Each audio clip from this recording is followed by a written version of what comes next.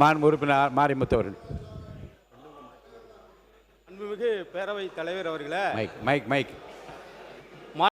பேரவைத் தலைவர் அவர்களே, விவசாயிகளுக்கு நெல்லுக்கு ஊக்கத்தொகை மட்டுமல்ல, கரும்புக்கு ஊக்கத்தொகை கொடுத்தரும் முதல்வர் அவர்களுக்கு மனமார்ந்த நன்றியினை விவசாயிகள் சார்பில் தெரிவித்துக் கொள்வதோடு, அதே இன்றைய பொன்னாளில் 110 விதியின் கீழ் பால் விலை கொள்முதல் விலைக்கும் விலையை நிர்ணயம் செய்து கொள்முதல் விலையும் அறிவித்து மிகப்பெரிய அளவில் ஆவின் பால் தட்டுப்பாடு இருந்ததை நீக்கி விவசாயிகள் வாழ்க்கையில் பால் வார்த்தது மட்டுமல்ல, அதை பயன்படுத்துகிற ஏழை எளிய மக்கள் பால் உணவுக்கு உத்தரவாதமாக இருக்கிற பால் விலையையும் உயர்த்தி தந்திருக்கிற முதலமைச்சர் அவர்களுக்கு நன்றியை சொல்லி விடைபெறுகிறேன். நன்றி, வணக்கம். மாண்புமிகு சிறுபான்மை நலத்துறை அமைச்சர் அவர்கள்.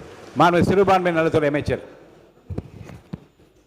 மாண்புமிகு பேரவைத் தலைவர் அவர்களே, மாண்புமிகு முதலமைச்சர் அவர்களே, மாண்புமிகு சட்டப்பேரவை உறுப்பினர்களே, ஒரே நாளில் இவ்வளோ இன்பதிர்ச்சியை கொடுத்தா எப்படி எங்களுக்கு தாங்கிறதுனே தெரியல. உள்ளபடியே இந்த பால் விலைக்கு 300 கோடி ரூபா ஒரு வருஷத்துக்கு செலவு, எவ்வளோ பெரிய அறிவிப்பு.